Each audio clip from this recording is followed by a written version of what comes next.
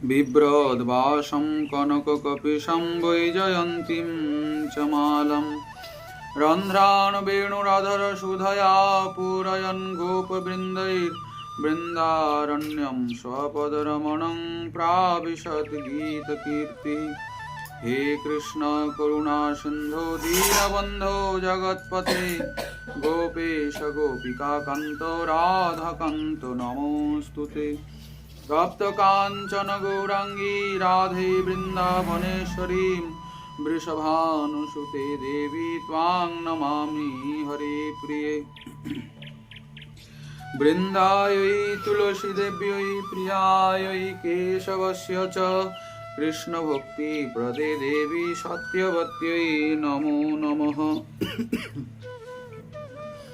नमो धर्माय नमः ते नमो कृष्णाय वेधसे ब्राह्मणेभ्यो नमस्कृत्यं धर्मान् वक्षे सनातनं मूकं करोति वाचालं पङ्गुं लङ्घयते गिरिं यत्कृपातमहं वन्दे परमानन्दमाधवं। नारायणं नमस्कृत्यं नरं चैव नरोत्तमं देवीं सरस्वतीं व्यासं ततो जयमुदीरयेत्। जय रूप सनातन भट्ट रघुनाथ श्रीजीव गोपाल भट्ट दास रघुनाथ। এই ছয় গোস্বামীর করি চরণ বন্দন যাহা হইতে বিঘ্ন নাশ অভীষ্ট পূরণ। দুর্গমে পথিমেন্ধস্য স্থলৎপাদগতির মোহ স্বকৃপা যষ্টি দানেন সন্ত সন্তমবলম্বনম।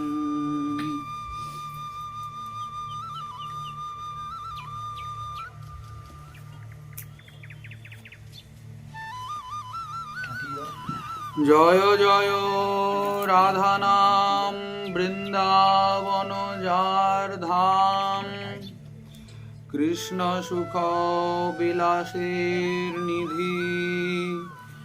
হেন রাধা গুণগান না শুনিল মোর কান বঞ্চিত করিল মোরে বিধি। কলিযুগ পাবন অবতার সর্বাবতার সার শিরোমণি স্বয়ং ভগবান পরতত্ত্ব সীমা সর্বাদ্ভুত চমৎকার লীলা কল্লোল বারিধি সসম্প্রদায় সহস্রাধি দৈবত শ্রী শ্রী রাধা মাধব মিলিত বিগ্রহ প্রেম বিলাস বিবর্ত ঘন মূরতি প্রেম পুরুষোত্তম নদিয়ানন্দ আনন্দ কন্দ সচিদুলাল গৌরহরি অত্যন্ত প্রিয়তম পার্ষদ বর শ্রী শ্রী নিত্যানন্দ করুণা ঘন মূরতি প্রেম ভক্তির মহারাজ অস্মাদকীয় গৌড়ীয় আচার্য কুলভূষণ শ্রী শ্রীমৎ নরোত্তম দাস ঠাকুর মহাশয় তদীয় শ্রী শ্রী প্রেমভক্তি চন্দ্রিকা মহাগ্রন্থরত্নের 108তম শ্লোকে ত্রিপদীতে পরম নিগুড়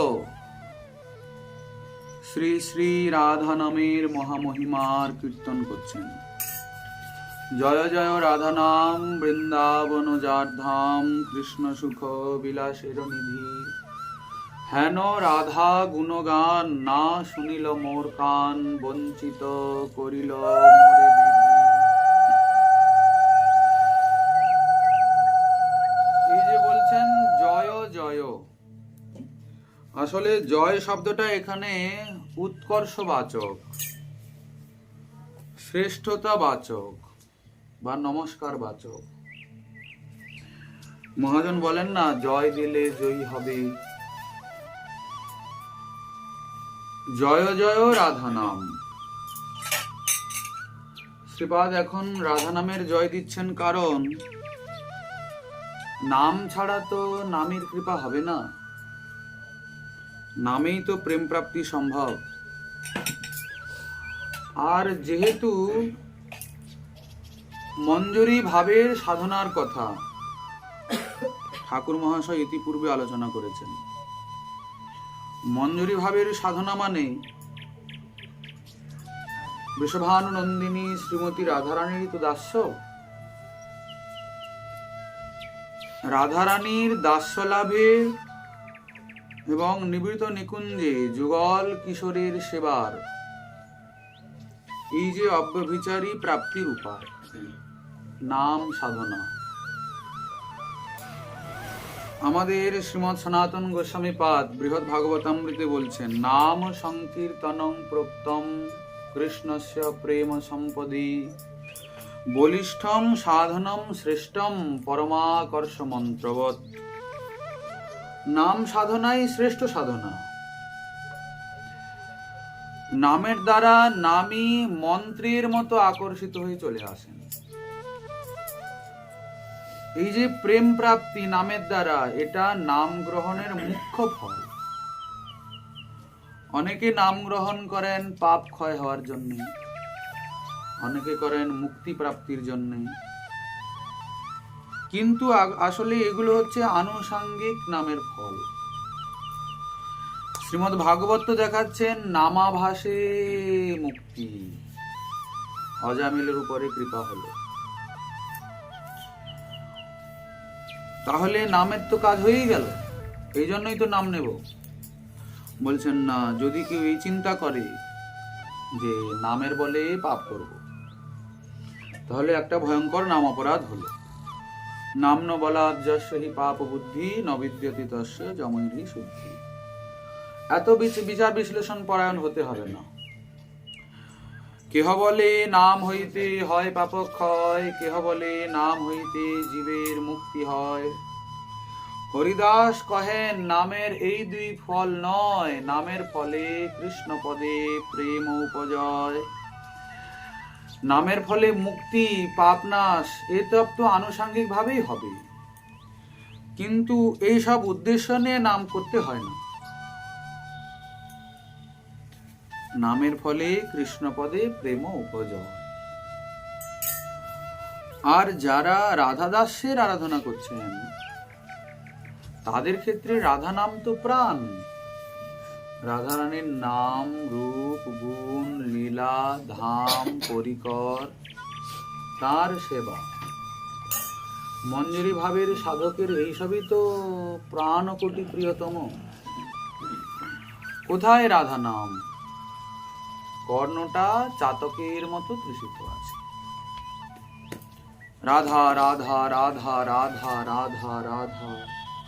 যদি কেউ রাধা রাধা রাধা রাধা বলে, তারা পরমানন্দ লাভ করেন। কেননা রাধারানী তাদের সর্বস্ব। রাধারানী সর্বস্ব হওয়ার কারণে নামও সর্বস্ব। রাধারানীকে ভালোবাসা যাবে তার নামকে ভালোবাসলে তো। গোস্বামীপাদ দেখাচ্ছেন, আগে সাধনকে ভালোবাসতে হবে, ভজনকে ভালোবাসতে হবে, দিলে ভজনীয় ভগবানে ভালোবাসা আপনি আপই হবে। এই যেমন আমাদের গোস্বামীপাদ শ্রীমদ রূপ গোস্বামী চরণ সাধনার যে স্তরগুলি দেখাচ্ছেন, শ্রদ্ধা, সাধুসঙ্গ, ভজন ক্রিয়া, অনর্থ নিবৃত্তি, নিষ্ঠা, রুচি, আসক্তি, ভাব, প্রেম। এই যে রুচি, রুচিটা হলো ভজন বিষয়া, ভজনে রুচি। রুচি যদি প্রগাঢ় হয়ে যায় তাহলে হবে আসক্তি। আসক্তি কিসে? বলছেন ভজনীয় বিষয়ে, যার ভজন করা হচ্ছে তাতে আসক্তি। যদি রুচিটা ঠিক ঠিক না হয় তাহলে আসক্তি হবে। রুচি স্তরটা প্রগাঢ় হতে হবে, মানে ভজনকে আগে ভালোবাসতে হবে, নামকে ভালোবাসতে হবে, দিলে নামের প্রতি ভালোবাসা আপনি আপই হবে। নাম আর নামই তো অভেদ, কোনো তো পার্থক্য নেই। এই জন্য ঠাকুর মহাশয় সাধকগণের ক্ষেত্রে সাধকগণকে রাধা নামের মহামহিমার উপদেশ করছেন। যদ্যপি বিভিন্ন শাস্ত্রে রাধা নামের মহিমা অদ্ভুত রূপে বর্ণন আছে, তথাপিও তিনি যেহেতু সমস্ত শাস্ত্রের এবং নিখিল গোস্বামী গ্রন্থের সার কথা বলার জন্য বসছেন। প্রেম ভক্তি চন্দ্রিকা নিখিল গৌড়ীয় গোস্বামী গ্রন্থেরও সার। অল্প কথায়, খুব সহজে, মাতৃভাষায় গৌড়ীয় গোস্বামী গ্রন্থ গুচ্ছের নিষ্কর্ষকে তিনি প্রতিপাদন করেছেন এই গ্রন্থে। জয় জয় রাধা নাম বৃন্দাবন যার ধাম, কৃষ্ণ সুখ বিলাসের নিধি। হেন রাধা গুণগান না শুনিল মোর কান, বঞ্চিত করিল মোরে বিধি।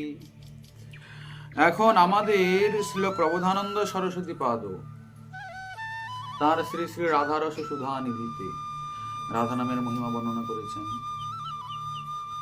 যজ্জাপহ সক্রীদেব গোকুলপতির আকর্ষকঃ তৎক্ষণাৎ, যত্র প্রেমবতাম সমস্ত পুরুষার্থেষু স্ফুরেৎ তুচ্ছতা। যন্নাম অঙ্কিত মন্ত্র যাপন পরঃ প্রীত্যা স্বয়ং মাধব, শ্রীকৃষ্ণোপি তদদ্ভুতম স্ফুরতু মে রাধেতি বর্ণদ্বয়ম। বলছেন যে নাম একবার জপ করলেই গোকুলপতি আর নন্দনন্দন শ্রীকৃষ্ণ তৎক্ষণাৎ আকর্ষিত হয়ে চলে আসেন। যজ্জাপ সক্রীদেব গোকুলপতির আকর্ষক তৎক্ষণাৎ, সঙ্গে সঙ্গেই আকর্ষিত হন। গোকুলপতি শ্রীকৃষ্ণ রাধা নাম শ্রবণ করে যিনি রাধা নাম উচ্চারণ করছেন, উচ্চারণকারীর দিকে তৎক্ষণাৎ আকর্ষিত হয়ে চলে আসেন। আবার বলছেন যদি কেউ রাধা নাম জপ করে তাহলে এই যে চারটি পুরুষার্থ রয়েছে মানবের, ওগুলো তুচ্ছীকৃত হয়ে যায়। অদ্ভুত এইসবের ব্যাখ্যা মাধুরী প্রস্তুত করেছেন রাধারস সুধানিধিতে। সারা জগৎ তো কৃষ্ণ নামের পেছনে দৌড়চ্ছে। শাস্ত্র ভাগবত কি বলেছেন? বলছেন না, হরের নাম হরের নাম হরের নামৈব কেবলম, কলৌ নাস্তিএব নাস্তিএব নাস্তিএব গতিরন্যথা। কোন নাম কলির একমাত্র উপায়? বলছেন শ্রীহরির নাম, কৃষ্ণ নাম কলিযুগের একমাত্র উপায়।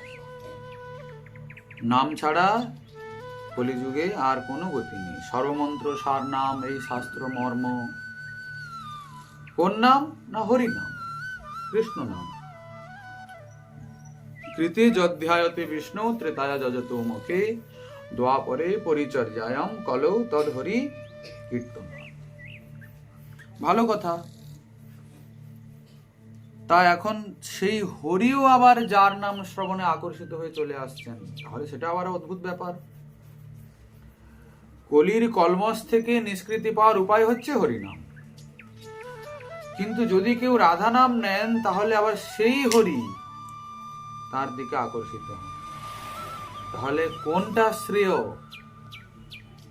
বলছেন তাহলে রাধা রাধা রাধা রাধা রাধা রাধা করবো, হরিনাম বাদ দিয়ে দেব, কারণ হরি যখন আকর্ষিত হয়ে আসছেন। আসলে কিন্তু তা নয়। এখানে একটা রহস্য রয়েছে। রহস্য হলো এই যে এই গৌড়ীয় বৈষ্ণবের যে সাধনা, এটা হলো রসের উপাসনা। এটা কোনো ঐশ্বর্যের নয়, কোনো নিয়মের নয়, ভগবানের ভক্তির মতো নয় গৌড়ীয় বৈষ্ণবের আরাধনা।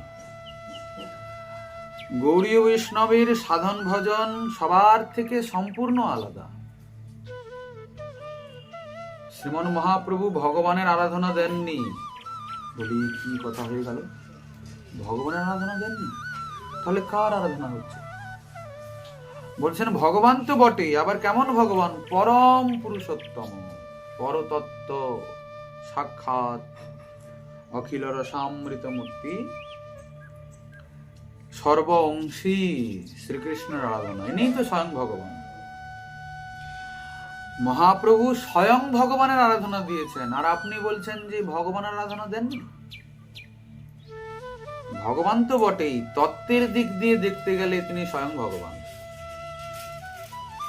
কিন্তু আমাদের আচার্য গোস্বামী পাদগণ রসের উপাসনা প্রচার করেছেন, কিন্তু তত্ত্ব বাদ দিয়ে নয়। তত্ত্বের উপরে রসের প্রতিষ্ঠা হবে, কিন্তু তত্ত্ববোধ যদি হৃদয়ে থাকে তাহলে রসবোধ জাগবে না। সমস্যা হচ্ছে তত্ত্ব সম্বন্ধে পূর্ণ অভিজ্ঞ হতে হবে যে উনি স্বয়ং ভগবান, শ্রীমতী রাধারানী স্বয়ং ভগবতী। এ বিষয়ে পূর্ণ জ্ঞান সাধকের প্রথমে হওয়া চাই। নাহলে ঠাকুর মহাশয় বলতেন না, জগত ব্যাপক হরি অজভব আজ্ঞাকারী মধুর মূরতি লীলা কথা।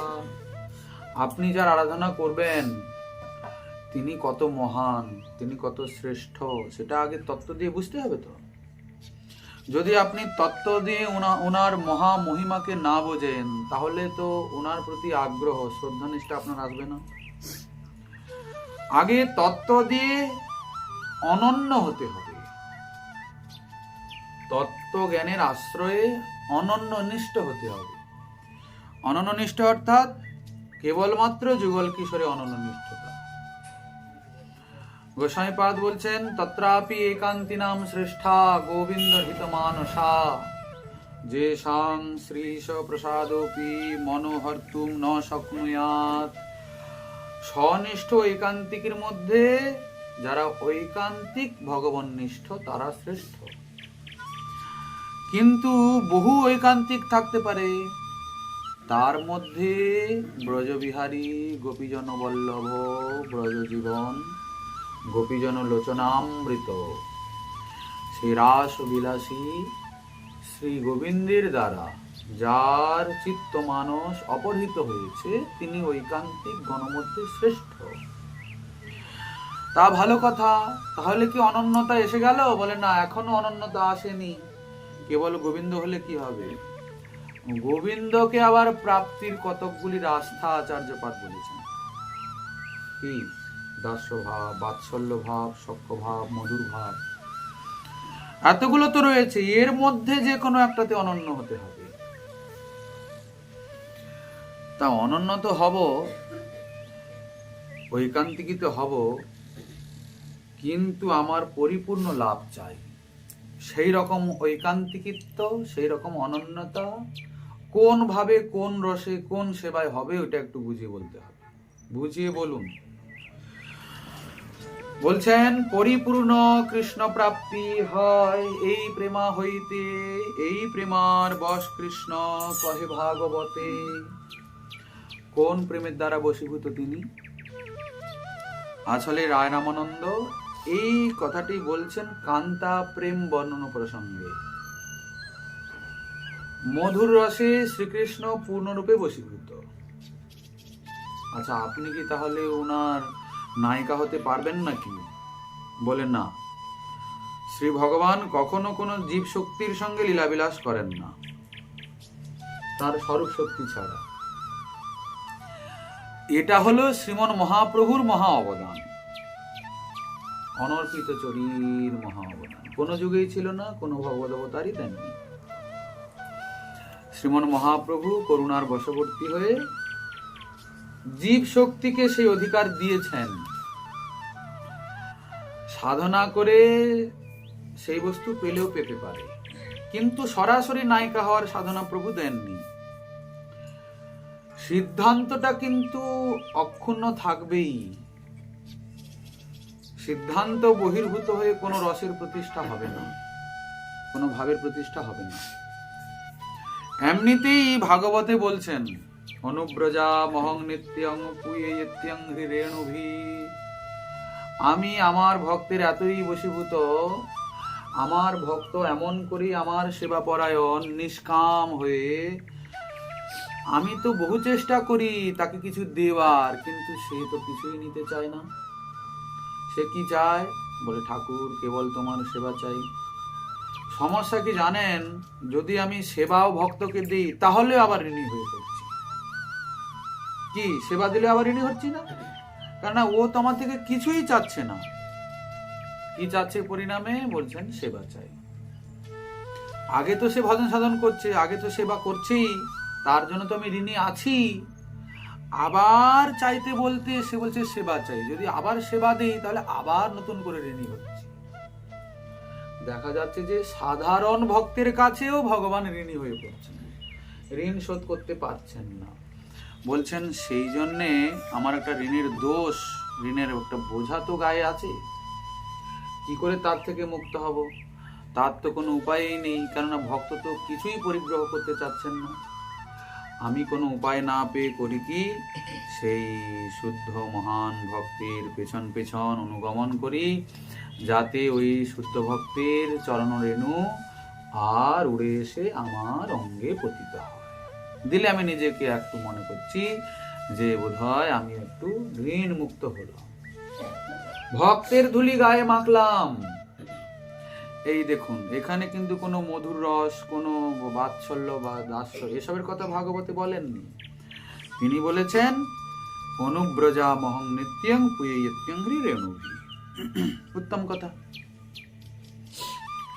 এ যদি সাধারণ ভক্তের, ভক্ত কখনো সাধারণ নন।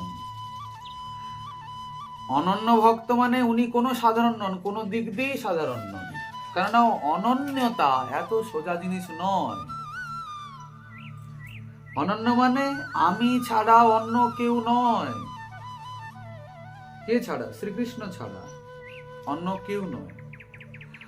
অন্য কোনো দেবতান্তরের আরাধনার চিন্তাও সাধকের হৃদয়ে আসবে না।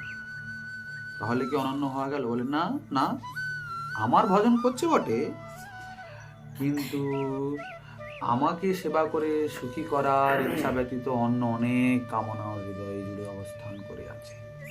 তাহলে অনন্য হওয়া গেল না। কি পদ প্রতিষ্ঠা, শাখা প্রশাখা উপশাখা কত কি আছে না? সংসার সুখী করে দাও, এই দাও সেই দাও, ওই চাই এই চাই।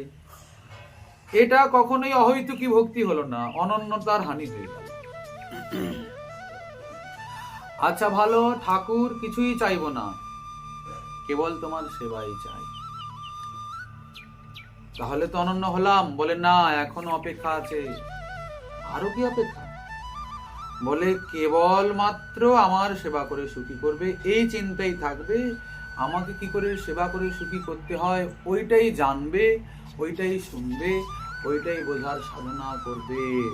এছাড়া অন্য কোনো জ্ঞান আর কর্মের মিশ্রণ যদি থাকে, যোগ তপস্যা দান আদি বিবিধ যে সব অন্যান্য সাধনগুলি রয়েছে, যদি হরিভক্তির সঙ্গে অন্যান্য সাধনের মিশ্রণ থাকে কোনো কিছুর প্রাপ্তির কারণে, তাহলে অনন্যতায় মহাহানি ঘটে যাবে, অনন্য বলা যাবে না। তাহলে অনন্য হওয়াটা বড় সোজা কথা নয়। এই রকম যারা অনন্য ভক্ত, তাদের ক্ষেত্রে এই কথা বলছেন কি, পুয়েত্যংঘ্রি রেণুভি, আমি তাদের চরণের ধুলিতে চরণের রেণু গায়ে মেখে ধন্য হয়ে যাই, স্বয়ং ভগবান বলছেন। তা অনন্য ভক্ত জগতে অনেক আছে, এতে কোনো সন্দেহ নেই, কিন্তু ব্রজের ভক্ত তো সবার থেকে শ্রেষ্ঠ। ব্রজের আবার এতগুলো ভাব রয়েছে, দাস্য সখ্য বাৎসল্য মধুর, তার মধ্যে কোন ভাবটাকে স্বীকার করতে হবে? বলছেন কোনটা করব সেটা বড় বিষয় নয়। যদ্যপি বলেছেন যার যেই ভাব সেই সর্বোত্তম, যার যেই ভাব সেভাবেই সে ব্রজে কৃষ্ণ পাবে। যদি কেউ বাৎসল্য ভাবনা নিয়ে ভজন করে, সে শ্রীকৃষ্ণকে তার সন্তানের মতো করে পাবে, সেবা করবে, সখারা তার মতো করে পাবে, দাসীরা তার মতো করে পাবে। কিন্তু তটস্থ হইয়া বিচারিলে আছে তারতম। তারতম্যতা কিসে? বলে আস্বাদনে। আস্বাদনের উপরে, আস্বাদনের চমৎকারিতার ভিত্তিতে শ্রেষ্ঠতার বিচার। মানেটা কি? বলছেন আপনি না হয় আপনার ভাবের অনুসারে তাকে পাবেন, তাকে সম্পূর্ণরূপে পাবেন কোন ভাবে সেটাও আগে একটু জানার দরকার আছে। তারপরে না হয় আপনি আপনার হৃদয় থেকে যেটা ইচ্ছা সেটা করবেন। সম্পূর্ণরূপে পাওয়া মানে সম্পূর্ণরূপে পাওয়া, আমি ধরুন আমি মনে করছি আমি বাৎসল্য রসের ভক্ত, এক তো গোস্বামীপাদ বলেছেন জীব শক্তির ক্ষেত্রে শ্রীকৃষ্ণ মাধুর্য আস্বাদন পরম অনুরূপেই হবে, এটা একটা আলাদা বিষয়। কিন্তু তবুও যদি কেউ মনে করে আমি তো বাৎসল্যই সর্বশ্রেষ্ঠ, একটা মানুষের শিশুকালটা যদি মায়ের কাছে শিশুকালটাই সর্বশ্রেষ্ঠ, কেননা তিনি বাৎসল্য রসের তো ওনার সন্তানকে শিশুকালেই ভালোবাসেন বেশি।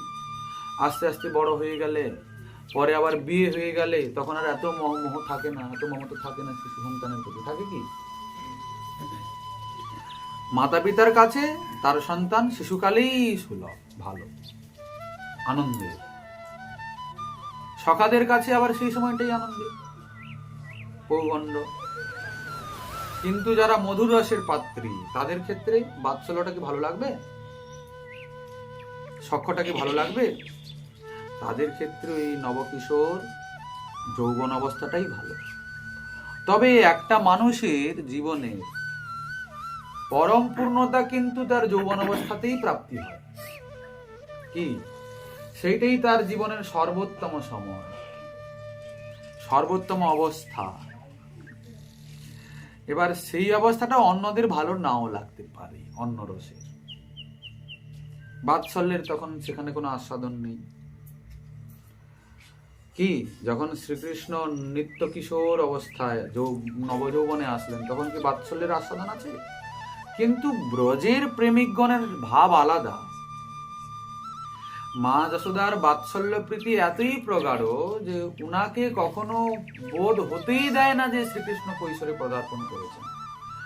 মা যশোদার সামনে শ্রীকৃষ্ণ সর্বদাই বাল্যস্বরূপেই প্রতীয়মান হচ্ছেন। এটা একটা বিশেষ লীলার একটা বৈচিত্র্য। স্বয়ং ভগবান বলে এটা সম্ভব, জীবের ক্ষেত্রে হবে না। কেননা শ্রী ভগবান তার যে যে ভাবের ভক্ত, সে সেই ভাবেই ভগবান সর্বদা ভক্তের কাছে যেতে চান। কেননা ভক্তের ভাবই তো ভগবানকে নাচায়। ভক্তের ভাব যেরকম, ভগবান তার সামনে ঠিক সেই রকমই দাঁড়াবেন, সেই রকম রূপেই আসবেন। এই জন্য মা যশোদার চোখে বাৎসল্য রসের চশমা। উনি কখনো মানতেই চাচ্ছেন না যে আমার শিশুটা বড় হয়ে গেছে। তেমনি গোপিকাগণের নয়নেও তেমনি সেই মধুর রসের চশমা, তারা সর্বদাই তাই দেখেন। সখাদের নয়নে সেরকম সখ্যরসের। কিন্তু সর্বোত্তম অবস্থা কোনটা? বলছেন নবকৈশোর নটবর, ওইটাই হচ্ছে সর্বোত্তম অবস্থা। ওইখানে ভগবান তার ভগবত্তার সার স্বরূপ যে মাধুর্য, অনন্ত মাধুর্যের সম্ভার, সেই অবস্থাতেই প্রাপ্তি হয়। আর সেই অবস্থা আস্বাদনের জন্য যারা পাত্রী, তারাই সেই রসের পরিপূর্ণ আস্বাদক। তারা কারা? ব্রজ সুন্দরীগণ, নায়িকা না। কিন্তু শ্রীমন মহাপ্রভু তো আমাদের আর নায়িকা হওয়ার ভজন দেননি। কারণ নায়িকা তো কেবল তার স্বরূপ শক্তি হতে পারে, জীব শক্তি হতে পারে। যদ্যপি জীবের ক্ষেত্রে জীব তার সঙ্গে সম্বন্ধযুক্ত, দাস এবং প্রভু সম্বন্ধ, কিন্তু এটা উনার কৃপার অবদান যে আমাকে কেউ তার পুত্র বলেও মানতে পারে, আমাকে কেউ তার সখা মনে করেও সেবা করতে পারে, আমাকে কেউ তার প্রিয়তম মনে করেও সেবা করতে পারে। এটা তার কৃপার অবদান, না হলে জীবের ক্ষেত্রে সম্ভব নয়। জীবের ক্ষেত্রে উপলব্ধির বিষয় এইটা যে উনি স্বয়ং ভগবান, উনি বিশাল, উনি অনন্ত, উনি বিভু, আমি অত্যন্ত ক্ষুদ্রতম, আমি অনু। উনার সেবা করাই আমার পরম কর্তব্য। সেবাটা কি হবে?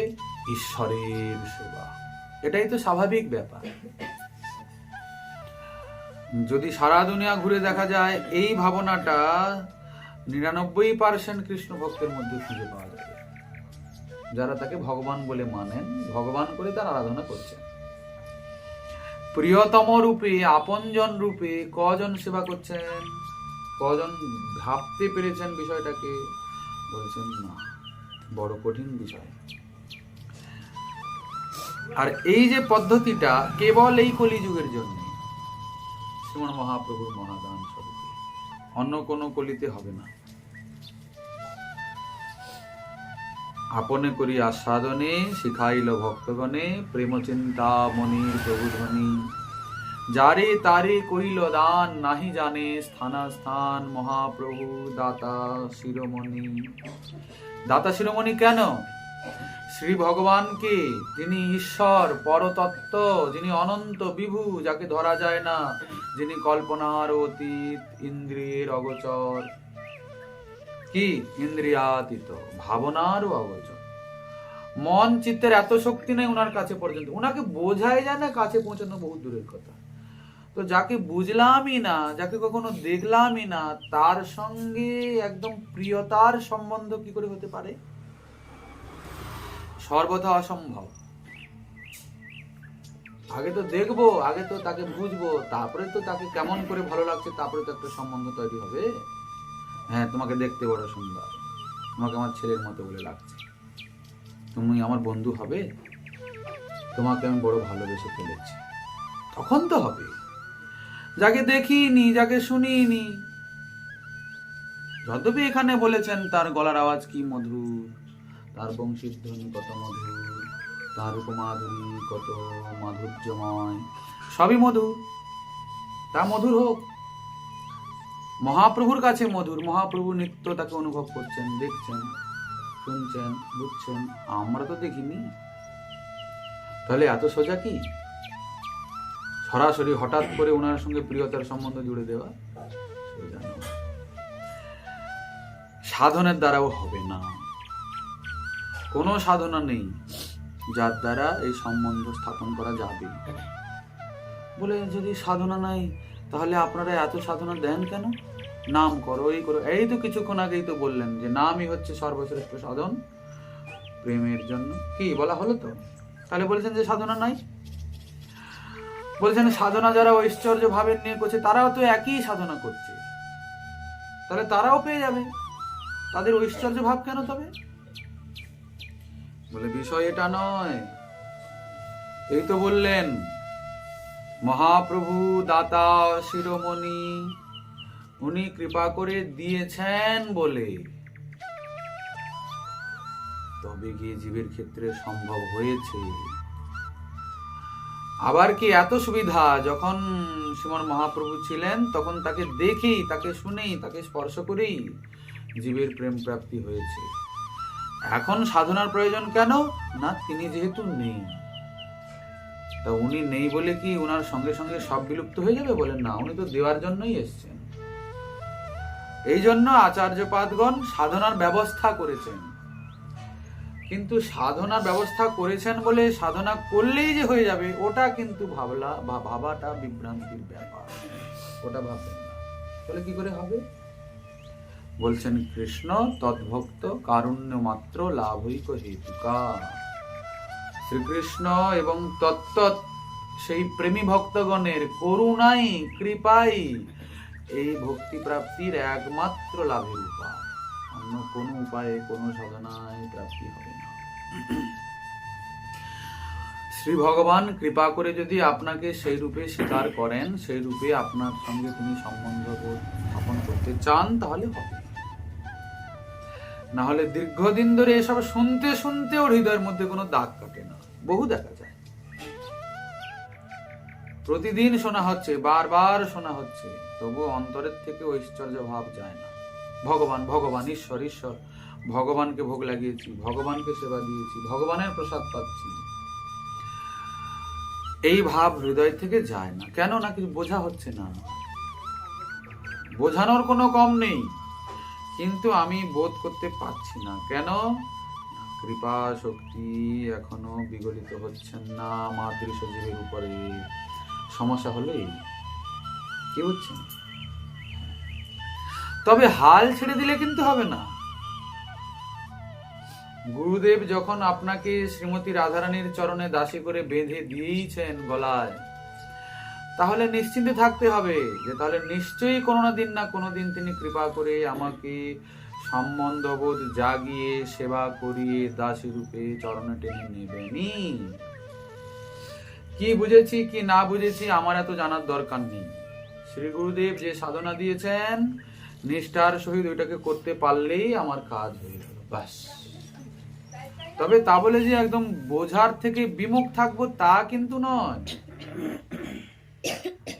বলে কি করে তাহলে বুঝবো? বলে একটাই উপায়, হরিকথা শ্রবণ, সাধু সঙ্গে নাম কীর্তন, কেননা সাধু সঙ্গে ভগবত কৃপা, সাধু সঙ্গ বাহনা করে অবতীর্ণ হন, ভক্তকে কৃপা করেন।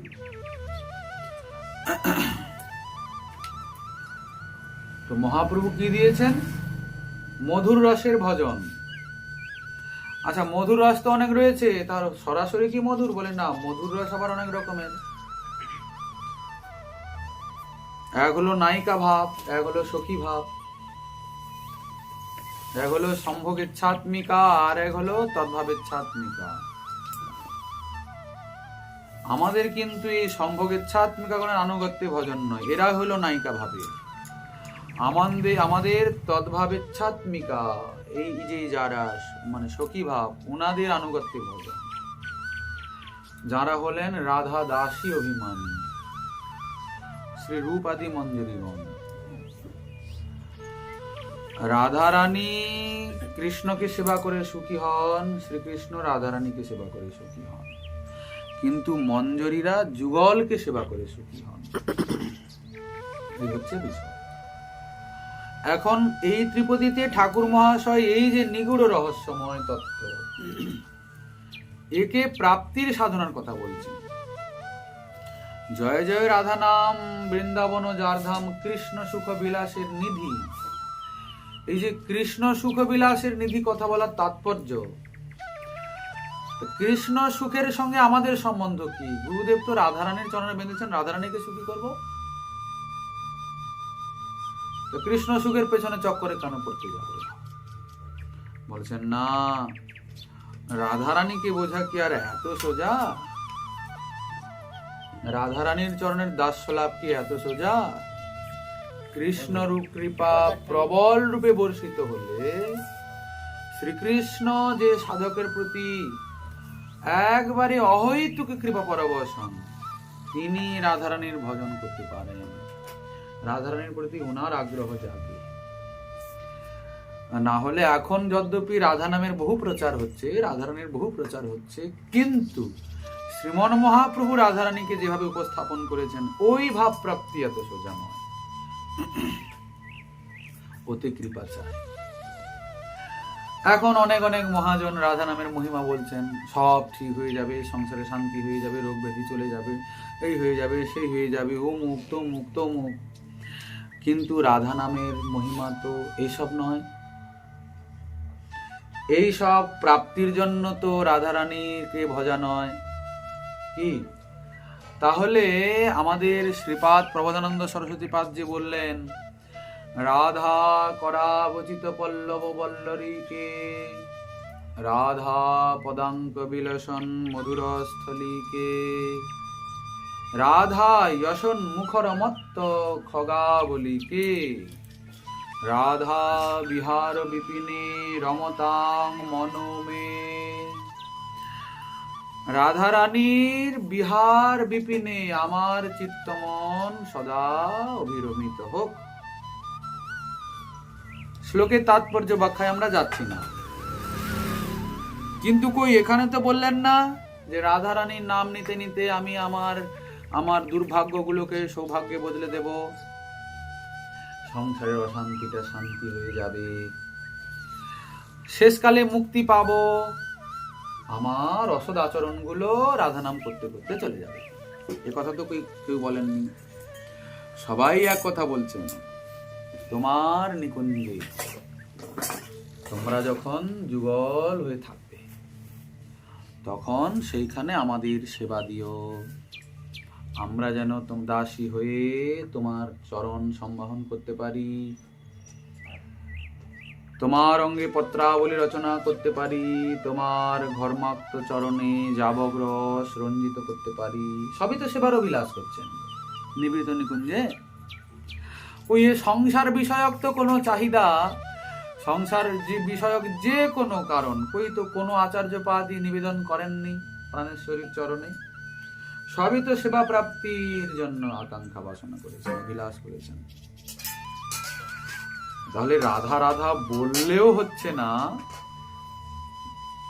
কৃষ্ণ কৃপা ফলীভূত না হলে, শ্রীমন মহাপ্রভুর কৃপা না হলে, গুরুবর্গের প্রকৃত কৃপা না হলে, প্রকৃত রাধা নামের মহা মহিমা, প্রকৃত রাধা নামের প্রকৃত কৃপা না হলে, কৃষ্ণ কৃপা ফলীভূত না হলে, পরম অদ্ভুততম।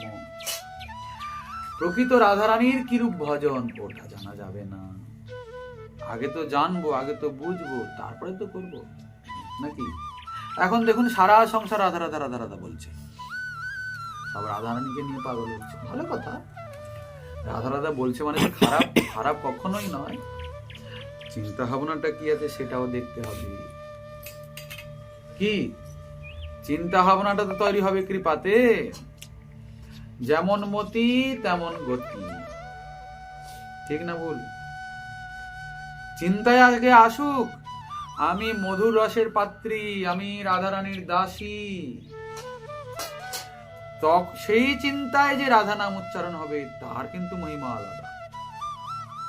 কি তখন তো বিরহ আসবে, তখন তো উৎকণ্ঠা বেদনা সাধকের হৃদয়কে কবলিত করবে, প্রাণেশ্বরীকে প্রাপ্তির নিমিত্ত হৃদয়টা ব্যাকুল হবে, রোদন করবে, হাহাকার করবে, আছাড় খাবে। তবই বাস্মি ন জীবামি তয়া বিনা ইতি বিজ্ঞায় দেবী তং নয়মাং চরণান্তিকম।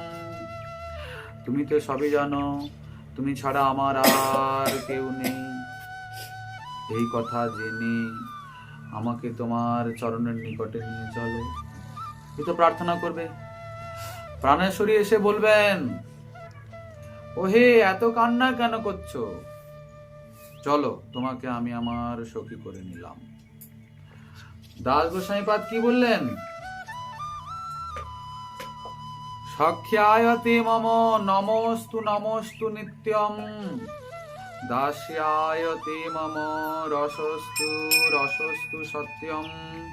তোমার সখ্যকে আমি নমস্কার করি, আমার তো তোমার দাসেই রসবোধ, এই কৃপা করো। আচ্ছা, এই কথাটা কখন হলো? ওনারাই তো এই মঞ্জরি ভাব সাধন যজ্ঞের মহাঋত্বিক, মহাঋষি, তত্ত্বদ্রষ্টা। উনাদের কৃপা না হলে, উনাদের আনুগত্য স্বীকার না করলে। গোসাইপাদ বলছেন, যদি ব্রজে রাধা কৃষ্ণের প্রচুর পরিচর্যা করতে চাও তাহলে শ্রী স্বরূপ দামোদর গোস্বামী, শ্রীরূপ তার জ্যেষ্ঠ ভ্রাতা সগণ সহিত তাদের আরাধনা করো, তবে গিয়ে ব্রজে যুগলের সেবা অনায়াসে প্রাপ্ত হবে। রূপ রঘুনাথ বলি হইবে আকুতি, কবে হাম বুঝব সেই যুগল পীড়িতি। রূপ রঘুনাথ পদে রহুক মোর আস, প্রার্থনা করই সদা নরোত্তম দাস। আছে কি নেই? শ্রীরূপ মঞ্জরি পদ সেই মোর সম্পদ, সেই মোর ভজন পূজন। কার পদকে ভজন পূজন বলছেন? বলছেন শ্রীরূপ মঞ্জরির পদ। উনাদের কৃপা না হলে তো হবে না। উনাদের কৃপায় রাধা নামের মহিমাও বুঝবো, রাধারানীর দাস্য কি বস্তু সেটা উপলব্ধি হবে। উপলব্ধি হওয়ার পরে, বোঝার পরে যে নাম হবে, বোঝার পরে যে সেবা হবে, ভজন হবে, ওর মহিমা আলাদা। সাধক একটু একটু করে সেই দাস্য প্রাপ্তির পথে অগ্রসর হতে থাকবেন। যত এগোবেন তত অনুভব বর্ধিত হতে থাকবে, যেন মনে হবে কোনো এক অদৃষ্ট শক্তি আমাকে হস্তধারণ পূর্বক অনর্থ আদি মুক্ত করিয়ে এগিয়ে নিয়ে যাচ্ছে সেই পথে। কেন? কৃপাই তো সেই অদৃষ্ট শক্তি। সাধক নিজ চেষ্টায় কিছুই পাবে না। গোসাইপাদ বলছেন, যত্র প্রেমবতাং স্ফুরত তুচ্ছতা সমস্ত পুরুষার্থেষু।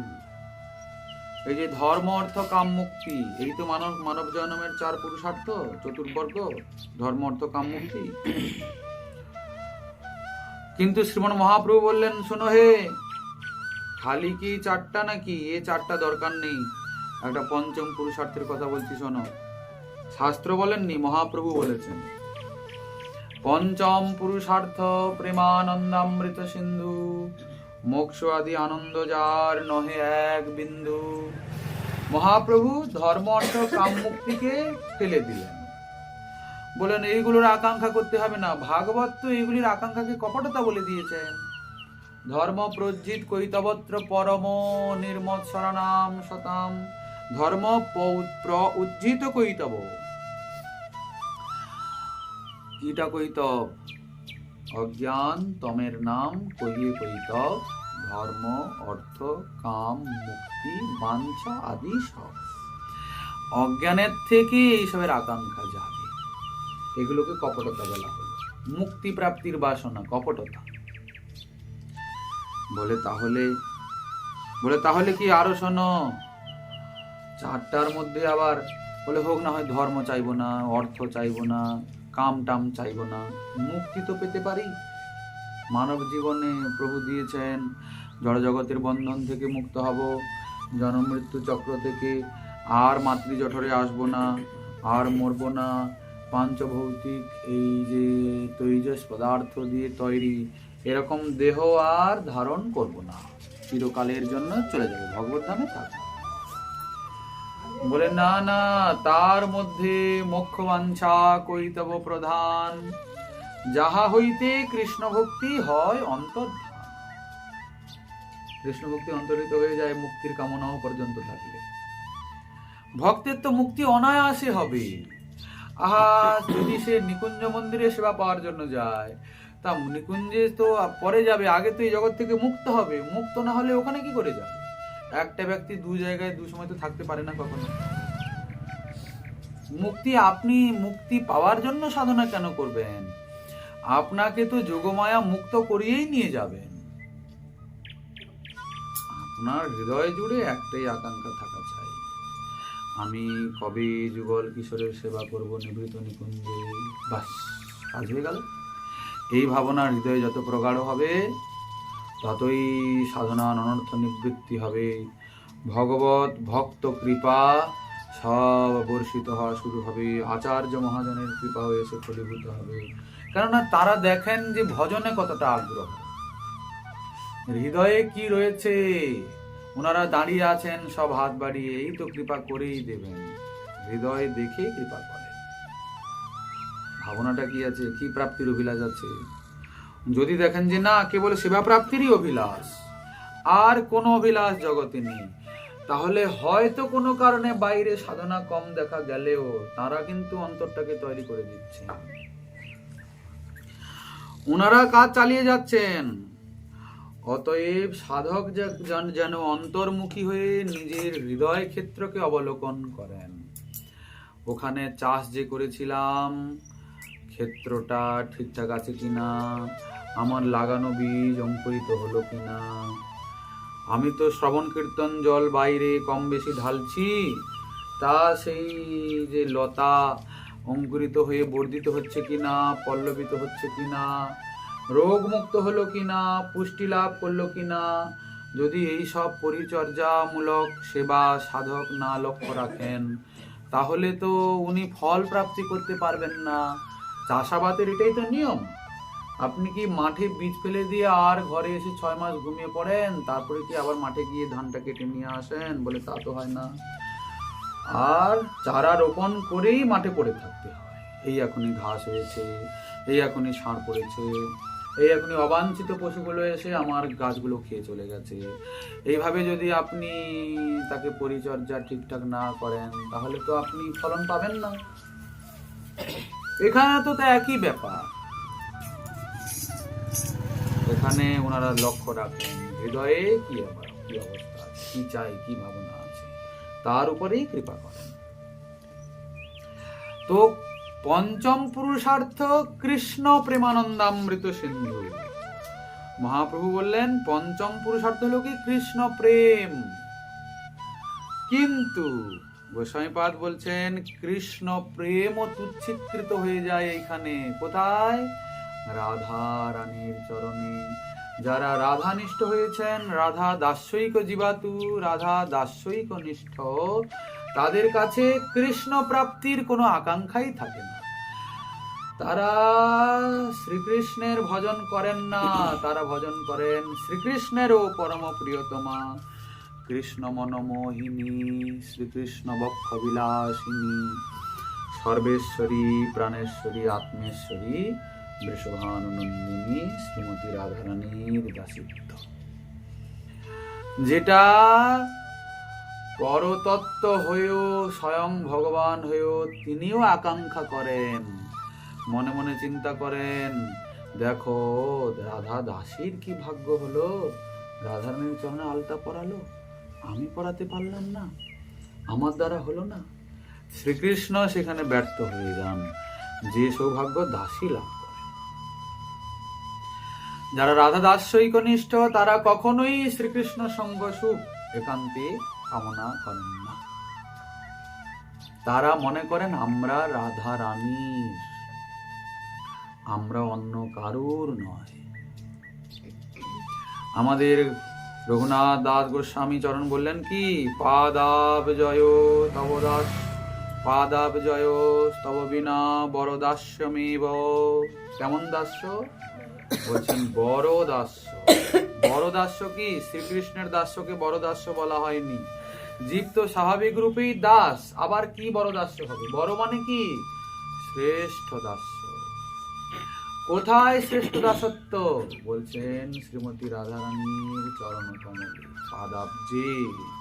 তোমার পাদাব্জে দাস্যই আমার শ্রেষ্ঠ দাস্য। আমার ওইটাই চাই, অন্য কিচ্ছু চাই না। অন্য কুত্রাপি আমার মন যেন অভিরমিত না হয়, এই কৃপা করো। তাহলে শ্রীকৃষ্ণ প্রেম, কৃষ্ণ ভজনকে কেমন করে তুচ্ছীকৃত করছেন? কৃষ্ণকে অপেক্ষা করতে হয় এনাদের কাছে রাধারানীর সঙ্গে সাক্ষাৎ করার জন্য। এনারাই তো প্রেমের গুরু, এনারাই তো সব কারিগর, এনাদের ইচ্ছাতেই লীলাবিলাস হয়ে থাকে। আচ্ছা, তাহলে এই হলো সেই ভক্তি। এখন ঠাকুর মহাশয় বলছেন কি, যে কৃষ্ণ সুখ বিলাসের নিধি। কৃষ্ণ সুখী হবেন, প্রসন্ন হবেন, তবে গিয়ে তো কৃপা করবেন। আচ্ছা, আপনার একদম অত্যন্ত প্রিয় সম্পত্তি আপনি কি যাকে তাকে দিয়ে দেবেন নাকি? আপনি বহুবার পরীক্ষা নিরীক্ষা করবেন না উনি যোগ্য কিনা? যদি কেউ বলেন যে উনি যদি স্বয়ং ভগবান ভক্তবৎসল হন, তাহলে তিনি অত অপেক্ষা রাখেন? উনি তো কৃপা করে দেন শুনেছি। আপনি যে বলছেন সহজে কৃপা করেন না, যোগ্য দেখলে কৃপা করেন, তাহলে করে পেতে হবে ওনার কৃপা। তাহলে কৃপা, উনি তো পক্ষপাতিত্ব করছেন। কৃপা তাহলে স্বতন্ত্র কি করে হলো? ভক্তি তাহলে স্বতন্ত্র কি করে হলো? বলেন না, কৃপা করে দিয়েছেন, করেন, কিন্তু আপনি যে বস্তু প্রাপ্তির আকাঙ্ক্ষা করছেন ওটা তো সাধারণ নয়, ওটা তো ওনার হৃদয়ের সম্পত্তি। তার হৃদয়কে তিনি কারো কাছে দিয়ে দেবেন কি যাকে তাকে দেবেন নাকি? প্রকৃত যোগ্য না দেখে আপনি হলে কি করবেন? বলে আমি তো সোনা দানাকে, হীরা মুক্তাকে, রূপকে কত মূল্যবান মনে করি, ঘরেও রাখি না, ব্যাংকে লকারে রেখে দিয়ে আসি, কেন আমি ঘরটাকে অযোগ্য মনে করছি। যদি চোর ডাকাত আসে, ধরা পড়ে যায়, নিয়ে চলে যায়, এই ঘরটাকে আমি একদম অযোগ্য মনে করছি। যোগ্য মনে করছি কোনটাকে? ব্যাংকের লকার। আর উনি শ্রী ভগবান, যাকে কখনো বাঁধা যায় না, যাকে কখনো বশীভূত করা যায় না, যাকে যিনি ভাবনার অগোচর, যিনি চিন্তনের অগোচর, কল্পনার অগোচর, স্বাভাবিকভাবে তিনিই অগোচর, তার আবার হৃদয়ের সম্পত্তি। তাকে আপনি সাধারণ নিকৃষ্ট জীব পাওয়ার জন্য চেষ্টা করছেন। তাহলে উনি কি কোনো যোগ্যতা না বিচার করে, কোনো সাধনা না দেখে, কোনো পরিশ্রম না দেখে কি সহজে দিয়ে দেবেন? সহজে দেবেন। কিন্তু উনার যদি কৃপা না হয় তাহলে তো পাবো না। আর উনাকে কোন সাধনা করে তুষ্ট করব, এরকম এত সাধনা আমরা করতেও তো পারবো না। তাহলে সব দিক দিয়ে আমরা বেঁধে গেলাম, আমাদের হাত পা বাঁধা হয়ে গেল, কোনো উপায় আর থাকলো না। তাহলে কি হবে? এই জন্য আচার্যপাদ সাধনা দেখাচ্ছে। কোন সাধনা? এই যে জয় জয় রাধা নাম, রা শব্দ উচ্চারণাদেব স্ফীত ভবতি মাধব, ধা শব্দ উচ্চারত পশ্চাৎ ধাবত্যেব সসম্ভ্রম। যদি কেউ রা বলে তাহলে মাধব আর স্ফীত হয়ে যায়, ফুলে ওঠে গোটাকা। কে বললো? রা কে বললো? রা কে বললো? আচ্ছা, রায়ের পরে কত কি তো বলতে পারে নাকি? রায়ের পরে যে খালি ধাই বলতে হবে তার কোনো মানে আছে না? আমি রায়ের পরে মাও বলতে পারি, বাও বলতে পারি, কাও বলতে পারি, কত কি বলতে পারি, কিন্তু রা বলা মাত্রেই তার সর্বঙ্গ পুলকিত হয়ে ওঠে। তিনি কানটাকে একটু এগিয়ে দেন, এরপরে নিশ্চয়ই ধা বলবে, এরপরে নিশ্চয়ই ধা বলবে। এতটাই রাধা নাম শ্রবণে ওনার আগ্রহ। ওই রাধা নাম কে শোনালে, শুনাইয়া মোর মন প্রাণ জুড়াইলে। কত নাম আছয়ে গোকুলে, হেন হিয়া না করে আকুলে। ওই রাধা নামে আছে কি মাধুরী, শ্রবণে রহল সুধা ভরি। শ্যামসুন্দর রাধা নাম শ্রবণ করে কেমন আকুল হচ্ছেন দেখুন। চিতে নীতি মূরতি প্রকাশ, অমিয়া সাগরে যেন বাস। একবার আঁখিতে দেখিতে মনে করে সাত, এ যদু নন্দন মন কাঁত। দেখুন রাধা নাম শ্রবণে কেমন ব্যাকুলতা। বলছেন ওই বস্তু প্রাপ্তির সাধনা ওই। আবার যদি কেউ ধা বলে দেয় তাহলে পশ্চাৎ ধাবত্তিব। রাধা যদি বলে দেয় কেউ তাহলে তাকে কৃষ্ণের পেছনে দৌড়তে হয় না, শ্রীকৃষ্ণ তার পেছন পেছন দৌড়ান। তবে অপেক্ষা আছে, ওই যে বললাম কি হৃদয়টা কি আছে সেটাও দেখতে হবে। খামোকা কৃষ্ণকে কেন পেছন পেছন দৌড়াবেন? আপনারা কি চান নাকি ভগবান আপনার পেছনে পেছনে দৌড়ান? আপনি সেবক না উনি সেবক? বলে আমি সেবক। তাহলে আপনার কর্তব্য ওনার সেবা করা, আপনি কেন তাকে পেছন পেছন দৌড়াবেন? বলেন না রাধা বললেই তো উনি দৌড়ান, আমার দোষ কি? রাধা নাম শ্রবণেই তো উনি এতটাই এরকম করে আর পাগলের মতো হয়ে যান। রাধা রাধেতি কুর্যাত্তু, রাধা রাধেতি পূজয়েত, রাধা রাধেতি জন্নিষ্ঠা, রাধা রাধেতি জলপতি। বৃন্দারণ্যে মহাভাগা রাধা সহচরী ভবেত। তিনি বৃন্দাবনে সেই মহাভাগ্যবান রাধা সহচরিত্ব প্রাপ্তি হয়ে যান। কে?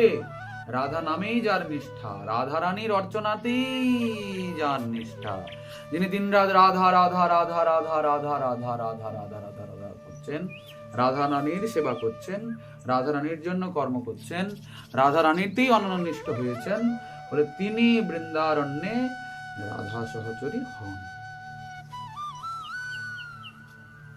আবার কোন সাধনা করবেন আপনি? বলে এই সাধনাতেই তিনি প্রসন্ন হবেন, সুখী হবেন। রাধারানীকে কি করে সহজ সাধ্য ভাবে আপনি পাবেন, কৃপা করবেন শ্যামসুন্দর দাস। নিষ্ঠার সহিত রাধা নাম জপ করবেন। বলে মহাপ্রভু যে হরে কৃষ্ণ নাম দিয়েছেন, আবার রাধা রাধা বললে তাহলে গন্ডগোল হবে না? যে কোনো একটা নামেই তো নিষ্ঠ হতে হবে। অনেকগুলো নাম নিলে কি হবে? বলে হ্যাঁ, অনেকগুলো নাম নিলে কিন্তু গন্ডগোল আছে। বলে আপনি আবার অনেকগুলো নাম খুঁজছেন কেন, দেখছেন কেন? হরে মানেই তো রাধা, কৃষ্ণ মানে কৃষ্ণ, আবার হরে মানে রাধা, রাম মানে রাধা রমন রাম। এই তো হরে বাইরে বাইরে চলুক, অন্তরে চলুক রাধা কৃষ্ণ, রাধা কৃষ্ণ, কৃষ্ণ কৃষ্ণ, রাধা রাধা। এই তো সাধকের অন্তর বাইরের দুটো সাধনা মহাপ্রভু দিয়েছেন। তো অন্তর জুড়ে সাধকের শ্বাস প্রশ্বাসে চলবে রাধা রাধা রাধা রাধা। রাধাং বিনা মম গতির নান্যস্তু। সরস্বতী চরণ কি বললেন? রাধারানী ছাড়া যেন আমার অন্য কোনো গতি না থাকে। এই হচ্ছে তো বিষয়। দাস গোস্বামী পাদ বলছেন রাধেতি নাম নব সুন্দর সিধু মুগ্ধম। এই রাধা নাম হলো অভিনব সুন্দর অমৃত। এই আমার ক্ষুধার্ত রসনে তুমি এই অমৃতকে নিরন্তর আস্বাদন করো। কোন অমৃত? রাধা নামামৃত। শ্রীকৃষ্ণের উক্তিতে মহাজন গাইছেন কি? শুনো রাধে এই রস, আমি সে তোমার বশ, তোমা বিনে নাহি ভাই মনে, জপিতে তোমার নাম, ধৈর্যজনা ধরে প্রাণ, তুয়া রূপ করিয়ে ধ্যানে। এই দেখুন, নাম নিতে নিতে নিতে নিতে অন্তরে রূপের প্রকাশ হয়ে যাচ্ছে। নামের মধ্যেই তো রূপ, গুণ, লীলা, ধাম, পরিকর সবই আছে। নাম সাধনায় যখন সিদ্ধির পথে নাম প্রভু কৃপা করবেন, তখন নামের কৃপাতেই রূপের স্ফূর্তি হবে।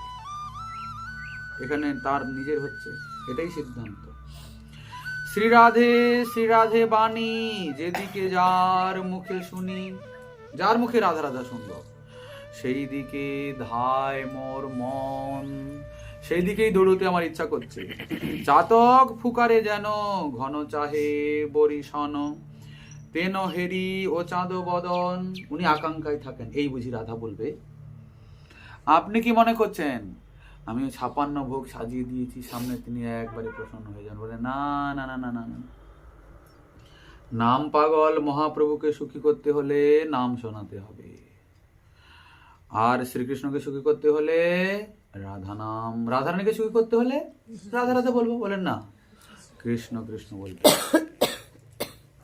কৃষ্ণ নাম গানে ভাই রাধিকা চরণ পাই, রাধা নাম গানে কৃষ্ণচন্দ্র, সংক্ষেপে কহিল কথা, ঘুচাও মনের ব্যথা, দুঃখময় অন্য কথা ধন্দ, করেতে মুরলি থাকে ঘন রাধা বলি ডাকে, যতক্ষণ না পায় দেখিতে মুরলির অষ্টছিদ্র, অষ্টম ছিদ্রিতে রাই আমি তোমার নাম গাই। 8 নম্বর ছিদ্রে কি গান করেন? রাধা রাধা রাধা রাধা বলেন। কোথায় কোথায় রাধা কোথায়?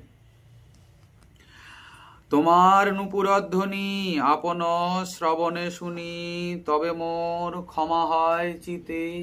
বিচিত্রতা তো বড় আকুল থাকে না। রাধা রাধা বলতে বলতে যখন তোমার নূপুরের ধ্বনি কানে আসলো, তখন আমার চিত্তটা একটু শান্ত হলো। তুমি এবার আসছো বুঝি। রাধা কৃষ্ণ দুটি নাম, তাহে তুমি আগুয়ান, আমি করি তোমারই ভরসা, তবে সে সফল হব তুয়া পদ, পরশিব দাস বৃন্দাবনের এ আশা। অতএব সাধক যেন সর্বতভাবে সর্বশ্রেষ্ঠ সাধন নামের আশ্রয় নেন। রাধারামের মহিমাকে সাধক যেন আগে উপলব্ধি করেন, অতঃপর নামনিষ্ঠ হন। মহিমা না জানলে দৃঢ়তা আসবে না। চিত্তে দৃঢ় করি লাগে মহিমা জ্ঞান হইতে। 1-2 কথায় তো রাধারানীর নামের মহিমা বলা কখনো সম্ভবপর নয়। হয়তো রাধারানী নিজেও নিজ নামের মহিমা বর্ণন করে শেষ করতে পারবেন না। শ্রী ভগবান তার নামের মহিমা নিজের মুখে বলেও শেষ করতে পারবেন না। আর মা দৃশ্য জীব তো অত্যন্ত ক্ষুদ্র থেকে ক্ষুদ্রতম, আমাদের ক্ষেত্রে কি করে তা সম্ভব হবে? অতএব ওনাদের চরণেই শরণাগত হতে হবে। আজকের হরিকথা রাখা হলো এখানেই বিশ্রাম। যদি শ্রীমান মহাপ্রভুর কৃপা হয়, আবার আগামী দিনে রইল আস্বাদনের আকাঙ্ক্ষা।